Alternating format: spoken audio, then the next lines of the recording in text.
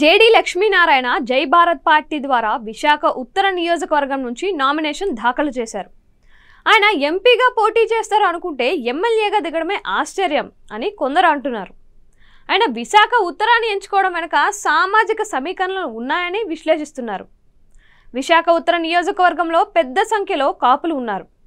అదే సామాజిక వర్గానికి చెందిన జేడీ పోటీ చేయడం ద్వారా ఆ ఓట్లకు గాలం వేస్తున్నారు అని టాకు.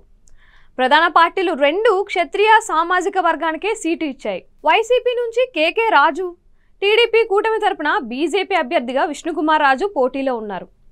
రాజుల పోరులో కాపు కాసేందుకు జేడీ సిద్ధం అంటున్నారు అన్న విశ్లేషణలు ఉన్నాయి.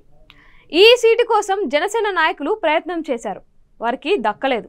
జేడీ గతంలో జనసేనలో ఉన్నారు. ఆ పాత పరిచయాలు ఏమైనా ఆయనకు ఉపయోగపడతాయా అన్న చర్చ కూడా తెరలేచింది.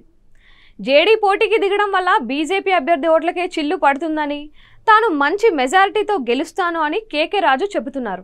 జేడీ అయితే తాను ఉత్తర విశాఖను ఉత్తమ విశాఖగా చేస్తాను అని అంటున్నారు. అయితే ఆయన విశాఖ ఎంపీగా పోటీ చేస్తాను అని చివరిదాకా ఎమ్మెల్యేగా పోటీకి రావడం వెనుక వ్యూహం ఏమిటి అన్న దానిపైన ప్రధాన రాజకీయ చర్చలు మొదలయ్యాయి. అయితే ఆయన విశాఖ ఎంపీగా పోటీ చేస్తాను అని చివరిదాకా చెబుతూ ఎమ్మెల్యేగా పోటీకి రావడం వెనుక వ్యూహం ఏమిటి అన్న దానిపైన ప్రధాన రాజకీయ పక్షాల శిబిరంలో చర్చ మొదలైంది. వైసీపీకి, టీడీపీకి, జనసేనలకు ఓట్లు వేస్తే బీజేపీకి వేసినట్లే అని జేడీ ప్రచారం చేస్తున్నారు. ఏపీకి బీజేపీ ఏం న్యాయం చేయలేదని ఆయన ప్రచారం చేస్తున్నారు.